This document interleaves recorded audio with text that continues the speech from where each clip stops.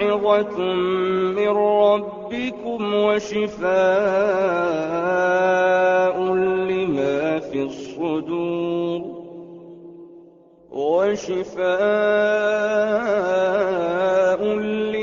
في الصدور وهدى ورحمة للمؤمنين. الحمد للہ وکفیٰ والصلاة والسلام علی عبادہ الذین اصطفیٰ اما بعد فاعوذ باللہ من الشیطان الرجیم بسم اللہ الرحمن الرحیم تلک الرسل فضلنا بعضهم علی بعض منہم من کلم اللہ ورفع بعضهم درجات وآتینا عیسیٰ ابن مریم البینات وأیدناہ بروح القدس۔ قرآن مجید کا تیسرا پارہ ان کلمات سے شروع ہوتا ہے اور تلک الرسل کے نام سے پہچانا جاتا ہے۔ اس پارے کا تقریباً پہلا نصف سورہ بقرہ کی بقیہ آیات پر مشتمل ہے اور بقیہ نصف میں سورہ آل عمران کی آیات شامل ہیں۔ اس کا آغاز ایک بہت اہم موضوع سے ہوا ہے اور وہ یہ ہے کہ اللہ تعالیٰ نے رسولوں کو ایک دوسرے پر فضیلت دی ہے۔ اگرچہ کلی فضیلت نبی اکرم صلی اللہ علیہ وسلم ہی کو حاصل ہے، لیکن مختلف پہلوؤں سے اللہ تعالیٰ نے اپنے رسولوں میں سے بعض کو بعض پر فضیلت دی ہے، جس کی مثال یہیں پر بیان فرمائی گئی کہ منہم من کلم اللہ، ان میں سے وہ بھی ہیں یعنی حضرت موسیٰ علیہ السلام کہ جن سے اللہ نے کلام فرمایا اسی زمین پر، اسی دنیا میں، اور یہ بہت بڑا اعزاز ہے کہ جو حضرت موسیٰ علیہ السلام کو حاصل ہوا۔ اس کے بعد حضرت عیسیٰ علیہ السلام کے اعزاز کا ذکر فرمایا کہ ہم نے عیسیٰ ابن مریم کو بہت سی نشانیاں عطا فرمائیں اور ہم نے ان کی خاص تائید کی حضرت جبرائیل علیہ السلام کے ذریعے سے۔ اس سورہ مبارکہ میں اس کے بعد ایک بڑی زوردار آیت آئی ہے کہ اے ایمان والو اللہ کے راستے میں خرچ کرو، اس سے پہلے کہ وہ دن آئے لا بیع فیہ ولا خلۃ ولا شفاعہ، کہ جس میں نہ کوئی خرید و فروخت ہوگی اور نہ کوئی لین دین ہوگا اور نہ ہی کوئی سفارش اللہ کے حکم کے آڑے آ سکے گی۔ اس کے بعد قرآن مجید کی عظیم ترین آیت آیت الکرسی وارد ہوئی ہے، جسے نبی اکرم صلی اللہ علیہ وسلم نے قرآن مجید کی تمام آیات کی سردار قرار دیا ہے۔ بلا شبہ یہ آیت منہ سے بولتی ہے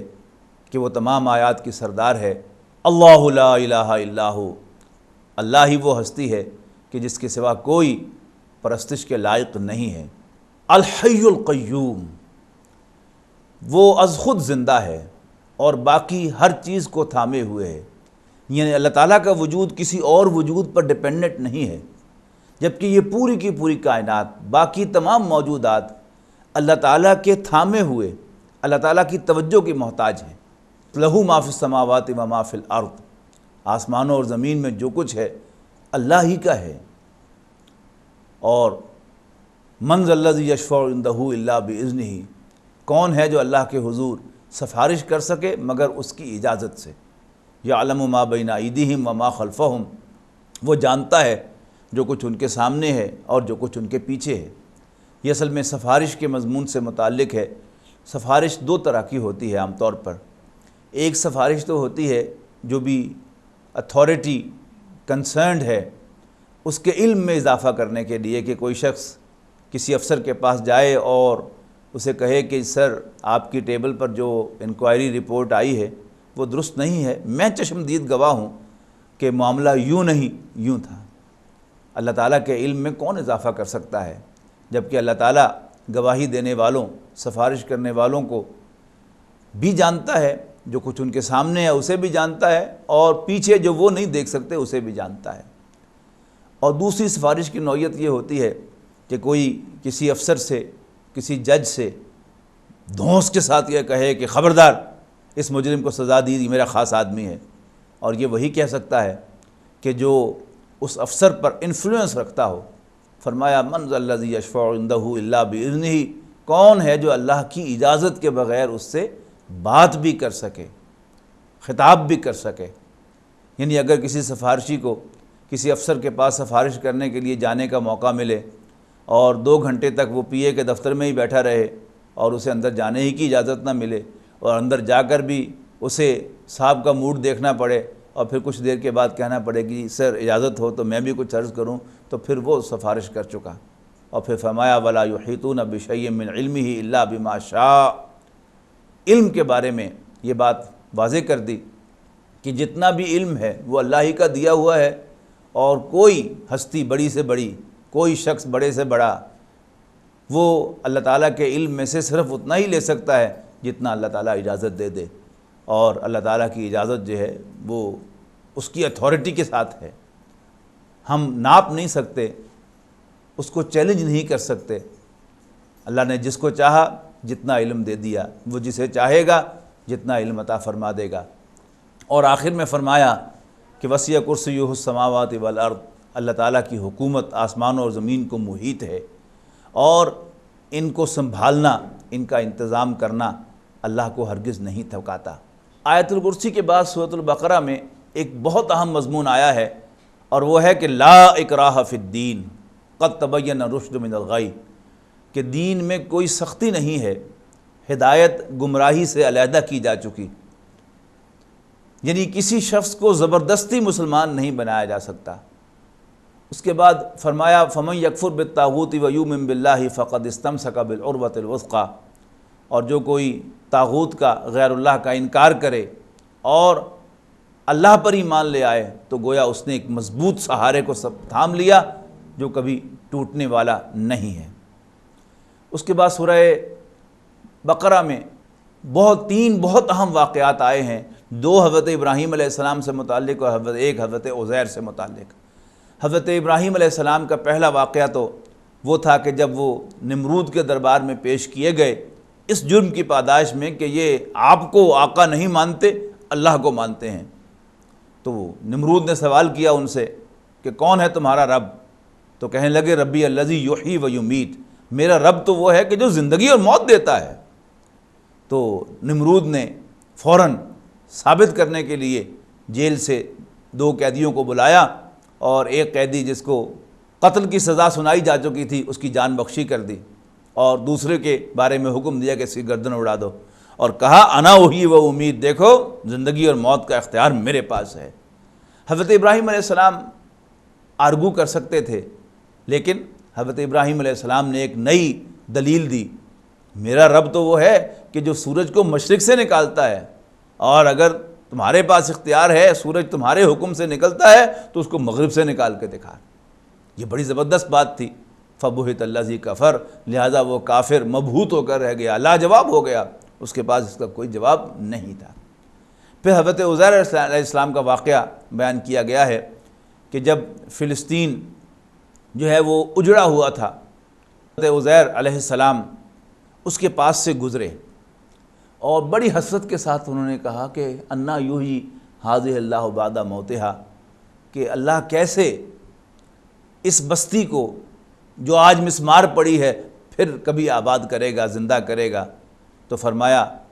اللہ تعالیٰ نے حضرت عزیر علیہ السلام کو ایک گہری نیند سلا دیا، 100 سال تک وہاں سوئے رہے، 100 سال کے بعد اٹھایا۔ اب وہ بستی جو ہے وہ لہرا رہی تھی، وہاں پر لوگوں کی ریل پہل تھی۔ تو اللہ نے پوچھا کم لبثتا، تم یہاں کتنی دیر ٹھہرے ہو؟ تو حضرت عزیر نے جیسے انسان سو کر اٹھتا ہے یوں آنکھیں ملتے ہوئے، لبثت یوما و بعد یوم، کہ میں ایک دن ٹھہرا یہاں پر یا دن کا کچھ حصہ ٹھہرا؟ اللہ نے فرمایا نہیں، بل لبثت 100 عام، تم یہاں پر 100 سال ٹھہرے ہو۔ اور پھر دلیل کے طور پر بتایا کہ دیکھو تمہارا گدھا جو ہے اس کی ہڈیوں کا ڈھانچہ پڑا ہوا ہے اور اس کا گوشت بالکل ختم ہو چکا ہے، اور دیکھو ہم کیسے اس کی ہڈیوں کو سیدھا کرتے ہیں اور کیسے ہم اس پر گوشت چڑھاتے ہیں۔ اور دیکھتے ہی دیکھتے اس کی ہڈیاں جو ہیں وہ کھڑی ہو گئیں اور ان کے اوپر گوشت چڑھ گیا اور گدھا زندہ ہو گیا۔ پھر اللہ نے حکم دیا کہ اپنے توشہ دان کو دیکھو کہ اس میں کھانے کی کیا کیفیت ہے، لیکن اللہ کے حکم سے وہ کھانا جو ہے بالکل باسی نہیں ہوا تھا اور وہ ایز فریش تھا جیسے وہ تھا۔ اللہ نے فرمایا کہ دیکھو یہ ہے میرا طریقہ کہ جس سے میں مردوں کو زندہ کر سکتا ہوں، اور دیکھو یہ بستی جو ہے تم اس کی تحریک چلاؤ اور دوبارہ اثر نو تم محنت کرو اور بنی اسرائیل کو نئے سرے سے جگا دو، اور پھر انہی کی تحریک پر بنی اسرائیل اثر نو مجتمع ہوئے اور انہوں نے اپنے جو کھویا ہوا وطن تھا وہ واپس حاصل کیا۔ اس کے بعد پھر حضرت ابراہیم علیہ السلام کا ایک واقعہ ہے کہ حضرت ابراہیم علیہ السلام نے ایک مرتبہ اللہ تعالیٰ سے سوال کیا کہ ارینی کیف تحیی الموتیٰ، کہ ربا مجھے دکھا کہ تو مردوں کو بھلا کیسے زندہ کرے گا۔ اللہ تعالیٰ نے پوچھا اولم تؤمن، تم مانتے نہیں ہو اس کو؟ کہا بلا ولکن لیطمئن قلبی، ربا میں تو مانتا تو ہوں لیکن میں صرف ذرا اپنے دل کے اطمینان کے لیے پوچھ رہا تھا۔ تو اللہ نے فرمایا کہ تم ایسے کرو، 4 پرندے لو اور ان کو ذبح کر کے ان کے گوشت کا قیمہ بنا کر اسے مکس کر کے 4 مختلف پہاڑیوں کے اوپر وہ حصے جو ہے 4 بنا کر رکھ دو، اور اس کے بعد پھر آواز دو، پرندوں کو اپنی طرف بلاؤ، تو یاتینہ کا سایہ، یہ دوڑتے ہوئے تمہارے پاس آ جائیں گے۔ جو لوگ عقلیت پرست ہیں، قرآن مجید کی تفسیر لکھنے والے، انہوں نے اس کی بڑی عجیب تعبیر کی ہے۔ پرندے لو، انہیں مانوس کرو اور 4 پرندوں کو 4 مختلف پہاڑیوں پر بٹھا دو اور پھر انہیں آواز دو، یاتینہ کا سایہ، وہ دوڑتے ہوئے اڑتے ہوئے تمہارے پاس آ جائیں گے۔ سوال یہ ہے کہ اگر یہی بات ہے تو پھر یہ کون سی خاص بات ہے جس کو قرآن مجید میں اس اہتمام سے ذکر کیا جائے؟ اس لیے کہ ہر کبوتر باز کے جو کبوتر ہوتے ہیں وہ اس سے مانوس ہوتے ہیں، وہ ایک سیٹی بجاتا ہے اور اس کے سارے کبوتر جو ہے آ کر اس کے چبوترے پر اکٹھے ہو جاتے ہیں، یہ تو کوئی خاص بات نہیں ہے۔ حضرت ابراہیم علیہ السلام کے اس تذکرے کے بعد انفاق کا مضمون آیا ہے۔ قرآن مجید میں سب سے زیادہ تفصیل انفاق فی سبیل اللہ، اللہ کے راستے میں خرچ کرنے کی اسی مقام پر ہے۔ کیا خرچ کرو، کیسے خرچ کرو، اور اس کی لمیٹیشنز، اس کے قواعد و ضوابط، اس کے لیے ترغیب، اس کے لیے تشویق، وہ سب آپ کو ایک مقام پر یکجا ملے گا۔ بہت خوبصورت آیات اس سلسلے میں وارد ہوئی ہیں، مثلا قول معروف ومغفرۃ خیر من صدقۃ یتبعھا اذی، کہ صدقہ ایسے صدقے کے مقابلے میں جو دے کر صدقہ وصول کرنے والے کو اذیت دی جائے، اس سے بہتر ہے کہ اس سے معافی مانگ لی جائے کہ بھائی معاف کرو، بابا معاف کرو، اور اس سے کوئی اچھی بات کہہ دی جائے، یہ بہتر ہے۔ پھر واضح کیا گیا لا تبطلوا صدقاتکم بالمن والاذی، اور اپنے صدقات کو باطل نہ کیا کرو، ان کو ورتھ لیس نہ بنا دیا کرو، احسان جتلا کر اور اس کے بعد اذیت دے کر۔ پھر اسی میں یہ ارشاد فرمایا گیا کہ صدقات کے مستحقین میں جہاں مانگنے والے ہیں، جہاں اور غریب مسکین نظر آنے والے ہیں، وہاں ایسے سفید پوش لوگ بھی ہیں کہ جو اللہ کے دین کی محنت کے اندر گھر جائیں، اللہ کے راستے میں اس طرح وہ انگیج ہو جائیں کہ وہ نہ تو اپنی کوئی معاشی جد و جہد کر سکیں، اور پھر چونکہ وہ غیور ہوتے ہیں، لپٹ کر نہیں مانگتے، کسی سے اپنی حاجت کا اظہار نہیں کرتے۔ ہاں تم اپنے ان کے چہروں سے پڑھ سکتے ہو کہ وہ بڑے ضرورت مند ہیں، بھوکے ہیں، لہٰذا ان کو بھی اپنے صدقات میں اور اپنے انفاق میں شامل کیا کرو۔ یوں تو قرآن مجید نے مختلف برائیوں کو کنڈیم کیا ہے اور مختلف اسالیب سے کیا ہے، لیکن جس انداز سے قرآن مجید میں سود کی کنڈیمنیشن کی گئی ہے، سود کی مذمت کی گئی ہے، وہ بھی ایک بے نظیر انداز ہے، کسی اور شے کے لیے قرآن مجید میں استعمال نہیں ہوا۔ سود کی حرمت کا اعلان کیا گیا اور فرمایا گیا کہ جو کچھ بس آج سے سود جو ہے وہ حرام ہے، اور جو سود کسی سے لینا باقی ہے اس کو چھوڑ دو، اور اگر تم باز نہیں آتے فاذنوا بحرب من اللہ ورسولہ، تو پھر تیار ہو جاؤ اللہ اور اس کے رسول سے لڑنے کے لیے، یعنی اللہ اور اس کے رسول کا تمہارے خلاف اعلان جنگ ہے۔ سود کے سلسلے میں ایک اور بڑا اہم مضمون یہاں پر آیا ہے وہ ہے سود پر ایک اعتراض، سود کی حرمت پر،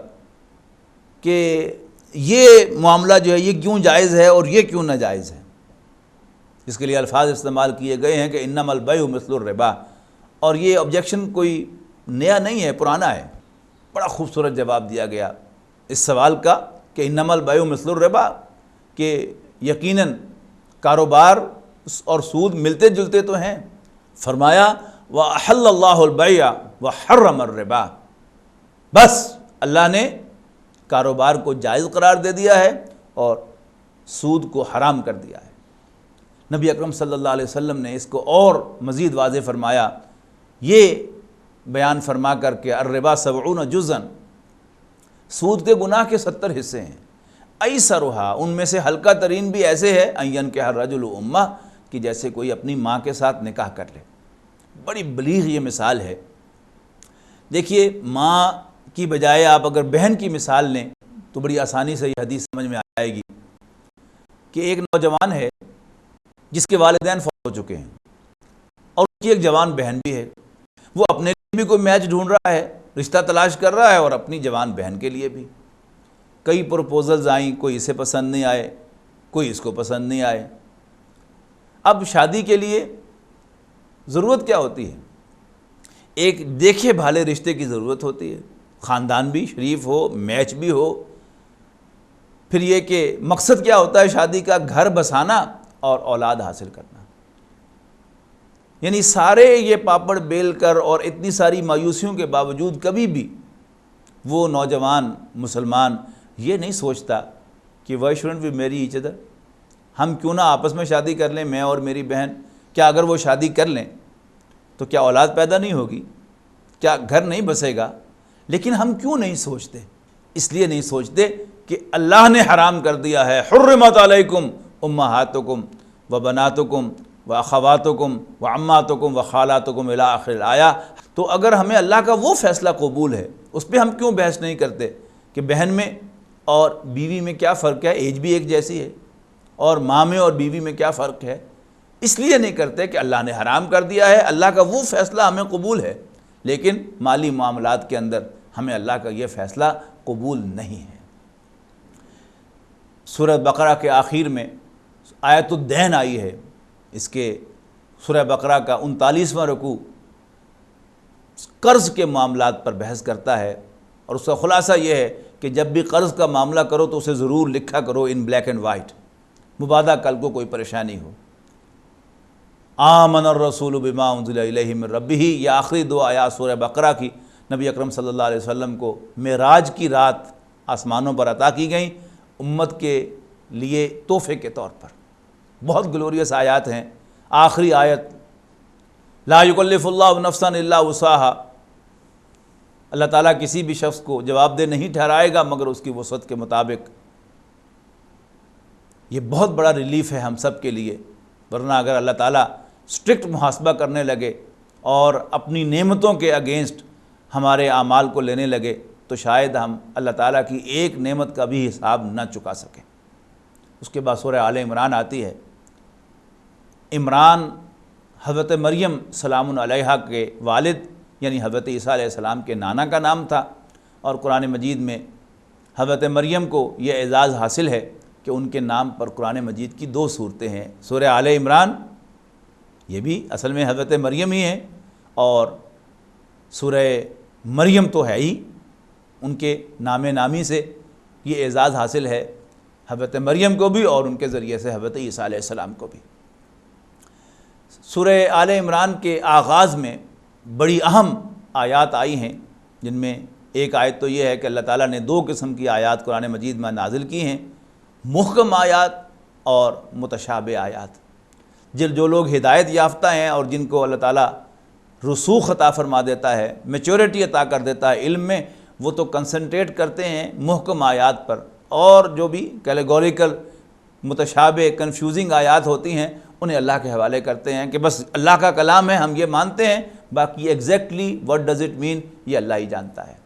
جبکہ اس کے مقابلے میں جن کے دلوں میں ٹیڑھ ہوتا ہے وہ اپنی ساری گفتگو کو بیس کرتے ہیں متشابہ آیات پر، اور یہ ہمارے سامنے بالکل ایک بہت بڑا لٹمس ٹیسٹ ہے کسی بھی عالم کا، کسی بھی پریزنٹر کا، کہ وہ اپنی گفتگو کو بیس کس پر کرتا ہے۔ وہ لوگ کہ جو آیات محکمات پر بیس کرتے ہیں وہ ساؤنڈ ہے علم میں، میچور ہے علم میں، اس قابل ہیں کہ ان کی پیروی کی جائے، اور وہ لوگ کہ جو اپنی گفتگو کو بیس کرتے ہیں کنفیوزنگ آیات پر، وہ بھٹکے ہوئے لوگ ہیں، ہمیں ان سے بچنا چاہیے۔ پھر یہیں پر ایک بہت اہم مضمون آیا ہے، ایک مناجات ہے، فرمایا کہو اللہم مالک الملک، اے حکومت کے مالک اللہ، تو جسے چاہتا ہے حکومت عطا فرماتا ہے، جس سے چاہتا ہے حکومت چھینتا ہے، جسے چاہتا ہے عزت دیتا ہے، جسے چاہتا ہے ذلت دیتا ہے، تیرے ہی ہاتھ میں خیر ہے اور تو ہر چیز پر قادر ہے۔ اس کے بعد حضرت مریم سلام علیہا کا ذکر شروع ہوا کہ ان کی پیدائش سے قبل ان کی والدہ محترمہ نے جب وہ حاملہ تھیں منت مانگنی کہ جو بچہ مجھے اللہ عطا کرے گا میں اسے ہیکل کے لیے وقف کر دوں گی اور دنیا کے کاموں سے آزاد رکھوں گی۔ لیکن جب پیدائش ہوئی تو ایک بچی کی پیدائش تھی تو وہ بہت پریشان ہوئی کہ ہو، میں تو یہ سمجھتی تھی کہ بیٹا پیدا ہوگا، یہ تو بچی آ گئی۔ اس پر اللہ تعالیٰ کی طرف سے بڑا خوبصورت تذکرہ ہے کہ بیٹے بیٹیوں جیسے نہیں ہوتے، یعنی بیٹی کی اپنی ایک حیثیت ہوتی ہے، اور خاص طور پر یہ بیٹی، اس پر تو کئی بیٹے قربان کیے جا سکتے تھے۔ باوجود اس کے کہ حضرت مریم سلام علیہا ایک بیٹی تھی، انہوں نے وقف کیا، اور یہ ایک پہلا موقع تھا کہ ایک بچی ہیکل کے لیے وقف کی گئی تھی، اور بچی بھی بڑی ذہین اور بہت خوبصورت۔ تو تمام جو بھی پادری تھے ہیکل کے، رہبائز تھے، انہوں نے کوشش کی کہ یہ میری زیر کفالت آئے، میرے زیر تربیت آئے، لیکن قرے ڈالے گئے اس کے لیے، اور قرہ حضرت زکریا کے نام نکلا کہ جو رشتے کے اعتبار سے بھی حضرت مریم کے خالو تھے۔ حضرت عیسیٰ علیہ السلام کی پیدائش ایک بڑا اہم مسئلہ ہے، ایک بہت ایب نارمل واقعہ ہے کہ حضرت عیسیٰ بن باپ کے پیدا ہو گئے، اور اس پر لوگ بہت کنفیوز ہوئے، بہت سے لوگوں نے مسلمان ہونے کے باوجود بھی اس کا انکار کیا۔ لیکن قرآن مجید نے دونوں صورتوں میں، سورہ مریم میں بھی اور سورہ آل عمران میں بھی، حضرت عیسیٰ علیہ السلام کی پیدائش سے کے ساتھ ذکر کیا حضرت زکریا کی پیدائش کا، یعنی پہلے حضرت زکریا کے ہاں حضرت یحییٰ کی پیدائش کا ذکر کیا ہے، اور پھر حضرت مریم کے ہاں حضرت عیسیٰ علیہ السلام کی پیدائش کا ذکر کیا ہے۔ مطلب یہ ہے کہ جب تم یہ مانتے ہو کہ حضرت زکریا علیہ السلام کی دعا کی قبولیت کے نتیجے میں ان کی بانجھ بیوی سے بڑھاپے کے اندر ان کو حضرت یحییٰ اللہ نے عطا کر دیا، تم مانتے ہو نا؟ اگر مانتے ہو تو پھر تمہیں یہ ماننے میں کیا رکاوٹ ہے کہ اللہ تعالیٰ نے حضرت مریم کے ہاں بغیر کسی مرد کے ساتھ کوئی کانٹیکٹ کیے ہوئے، بغیر کسی مرد کے ساتھ کوئی جسمانی تعلق قائم کیے ہوئے، اللہ تعالیٰ نے انہیں حضرت عیسیٰ عطا کر دیے۔ بڑی سمپل سی بات ہے، یہ ایک بات نہ سمجھنے کی وجہ سے بھٹکے، پوری قومیں بھٹک گئیں، پوری نسلیں بھٹک گئیں، اور اس گیپ کو فل کرنے کے لیے کوئی اس میں بیچ میں اللہ تعالیٰ کو لے آیا کہ جیسے معاذ اللہ حضرت عیسیٰ علیہ السلام اللہ کے بیٹے ہیں، کسی نے حضرت جبرائیل علیہ السلام کو بیچ میں گھسا دیا۔ یہ سب گمراہی کی باتیں ہیں۔ قرآن مجید اس کا جواب دیتا ہے، فَإِنَّمَا إِذَا قَضَىٰ أَمْرًا فَإِنَّمَا يَقُولُ لَهُ كُن فَيَكُونُ، کہ اللہ کا جب فیصلہ ہو جاتا ہے کہ یہ کام کرنا ہے تو وہ صرف اس سے کہتا ہے ہو جا، اور وہ ہو جاتا ہے۔ بارک اللہ لی ولکم فی القرآن العظیم ونفعنی وإیاکم بالآیات والذکر الحکیم۔ يا أيها الناس قد جاءتكم موعظة من ربكم وشفاء